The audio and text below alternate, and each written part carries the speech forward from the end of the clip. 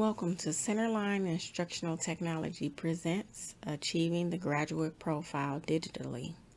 My name is Tanika Rucker, and I am the Instructional Technology and Data Coordinator for Centerline Public Schools, and I'm really excited to bring this information to you. In order to keep this recording under 15 minutes, I am going to go through the information, and then at the end you will have access to a Wakelet, which will have all the resources and short videos on how to access other resources and how to use the resources that I talk about in the presentation. All right, let's get started. So there are essentially 3 targets that we want to hit today. The first one is understanding how instructional technology can be used to achieve the goals of the graduate profile. The second target is identifying the district providing instructional technology, which I will talk about as we go through the presentation. And the third target for the overachievers is to create or design or combine some of the skills learned during this presentation and take it back to your classroom.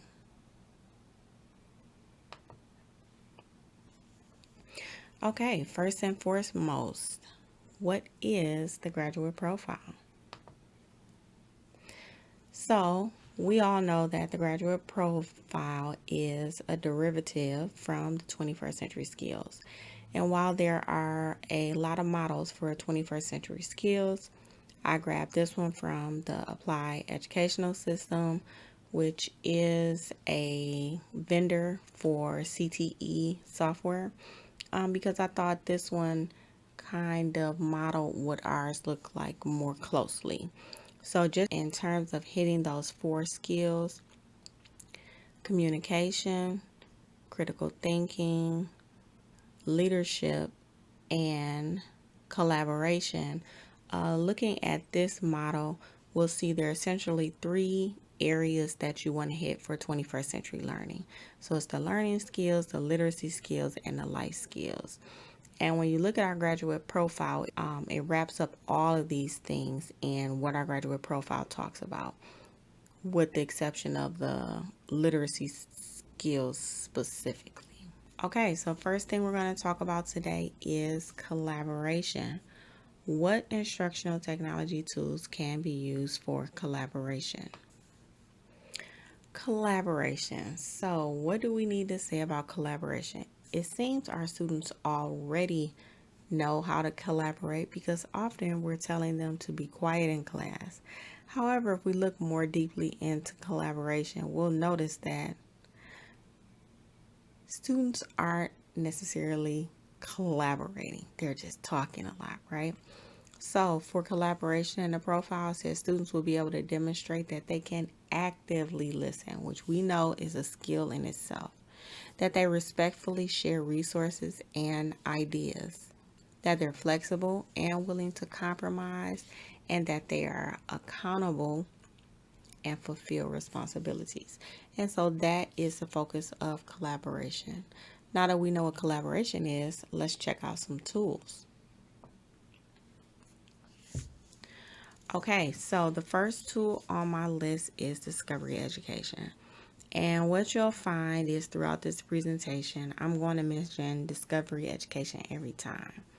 And the reason for that is not because of what the interactivity that it brings, but it's more so the professional resources that they have on the website.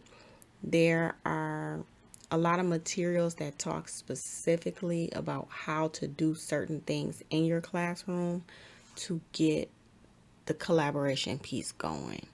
And so when you get to my Wakelet, which is also another thing I want to talk about, you'll see that I've pinpointed some of those collaboration pieces that they talk about in DE on my Wakelet as well. The next tool is Wakelet. What is Wakelet? So I would like to call Wakelet a placeholder, if you will. If you've never seen a Wakelet websites are really, really cool. It's a place where basically once you do your research, you can put your research there and you kind of have it to hold your research. I use it a lot for professional development because I find that it's the best way to put resources for other people to access. Kind of gives you a thumbnail view of what it is that you're looking at or going to be looking at, while also just giving you quick access to the website as well.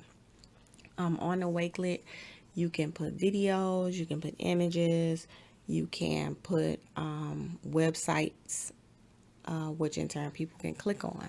So the great thing about using Wakelet for collaboration is, imagine if your students were working on a project and you wanted a place for all the students to share their project. That's where Wakelet comes into play. And so the students, you could create a Wakelet so that it could be shared with your students. Your students could put their links on there. And not only could they put their links on there, they could have access where they can comment on each other's information.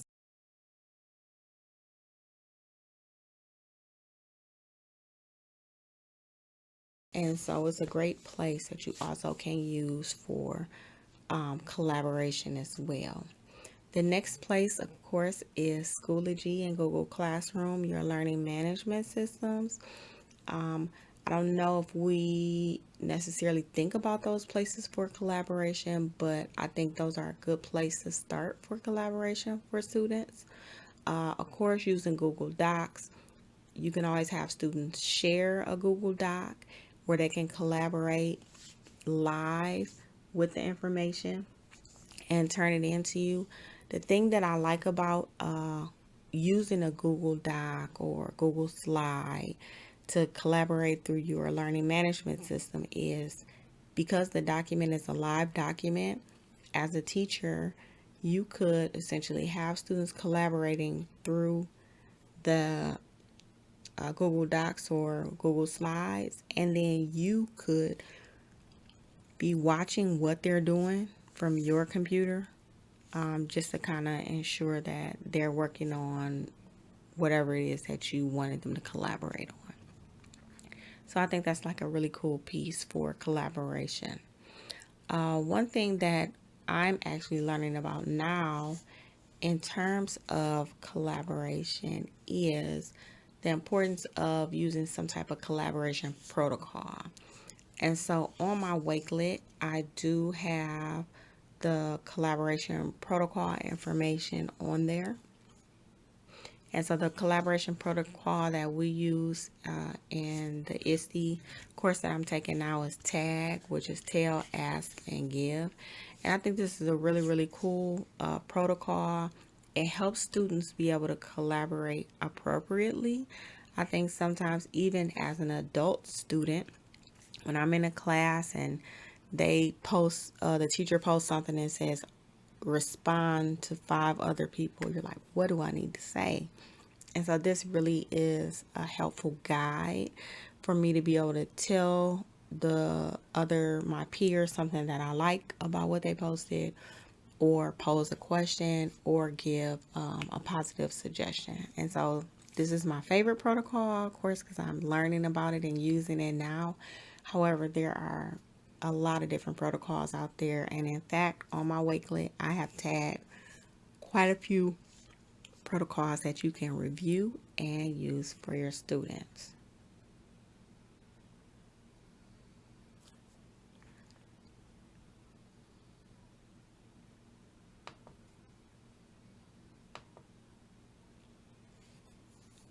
Okay, the next profile piece is communication. How are our students communicating? So according to the graduate profile, students should be able to demonstrate, again, not only actively listen, but actively listen to give some type of information. That students should be open to communicating with people of diverse backgrounds. That they should hold relevant conversations surrounding a topic or concept at hand. And that students communicate clearly in multiple ways.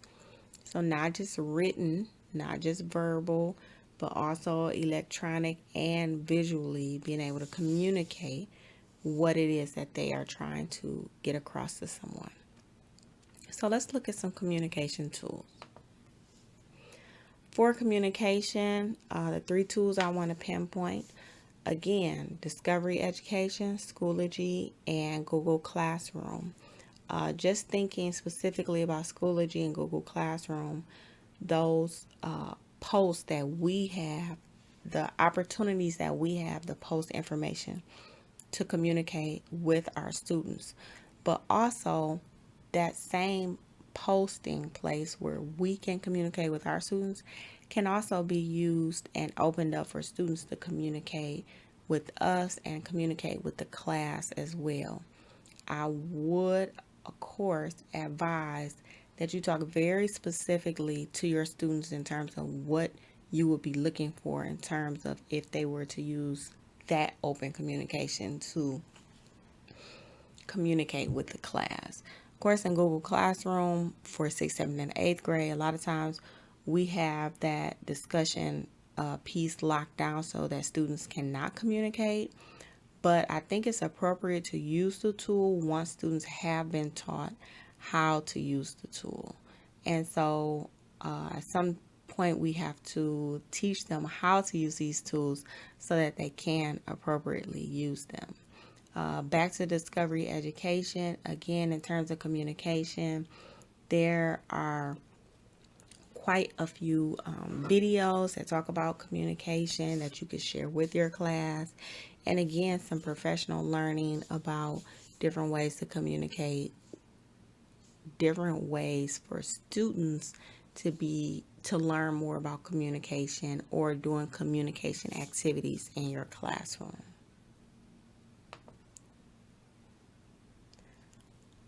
Okay, the next profile piece is critical thinking. So, what does the graduate profile say about critical thinking? According to the graduate profile, students should be able to think logically through a situation. They should be able to incorporate multiple and diverse resources. They should take risks and innovate to solve problems. And they should also consider alternative solutions. For critical thinking, same resources, your Discovery Education, your learning management systems, and I added one more, which is Lumio by Smart. There are some tools in Lumio that really lends to students critically thinking through things. And so some of these tools will be outlined again in the Wakelet, and the way in which you use Discovery Ed, Schoology, and Google Classroom for critical thinking, again, will be outlined in the Wakelet.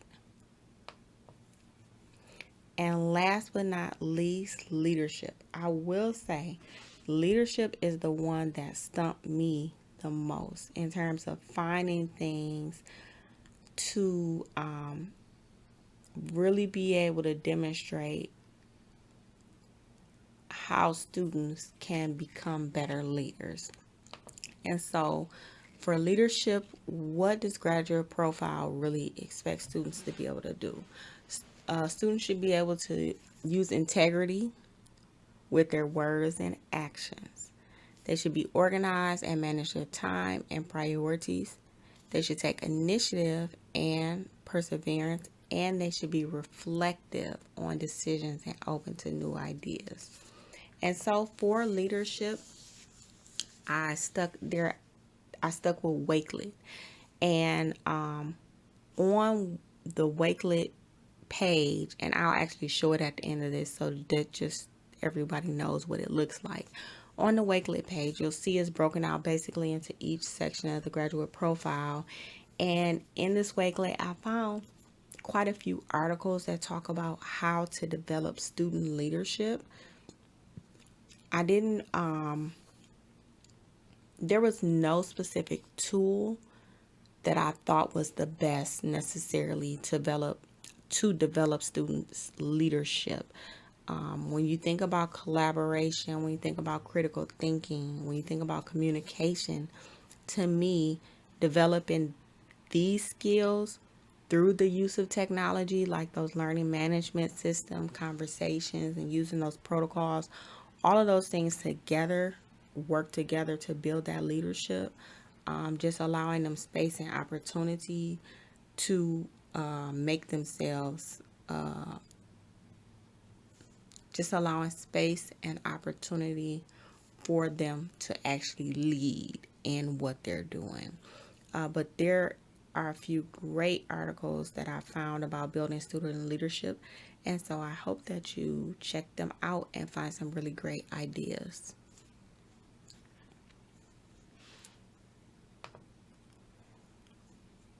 Okay, and last but not least, I'm going to show the Wakelet. And so this is what the Wakelet looks like. And so it's just a website, as you see. And on the website, you'll see there are actually 5 columns, one for collaboration, one for communication, critical thinking, leadership, and additional resources that I found. And so you'll be able to scroll down and essentially click on these things, and they'll tell you more about collaboration or more about communication, more about critical thinking, more about leadership. And these are different resources, again, that I found as well, just additional resources. In each one of these columns, you will also find short snippets of videos that I actually have not placed in here yet. But I really wanted to create something that was useful, and I didn't want to do a really, really long video on all these tools, so I wanted to do snippets. And so these snippets of videos will start appearing tomorrow, and I should probably be finished. I should be finished with the snippets by Friday. And so that way, this is just a reference place. You can always come back to it, and it'll have just little short videos about how to do these different things for the graduate profile, specifically for the tools listed in the presentation. Okay, I hope that this was helpful. I would love, love, love some feedback. And so on the Wakelet, you can leave comments, or even on the YouTube page where the little video snippets will come from, you can also drop in comments. If there are any resources that you want to share, please feel free to share your resources as well. As a matter of fact, I'm going to make this Wakelet open. And so that way you can get a feel for what Wakelet is like when you share it. And you can add resources and other people can add resources so that this can grow from our own community. I know there are a lot of great things that you guys are doing in class. These are just a few quick ideas about my interpretation of the graduate profile, but you are there, you're doing the groundwork. And so I would love some feedback and some resources from all of you as well to share with the district. Thank you again for taking the time to stop in and listen to Achieving the Graduate Profile Digitally.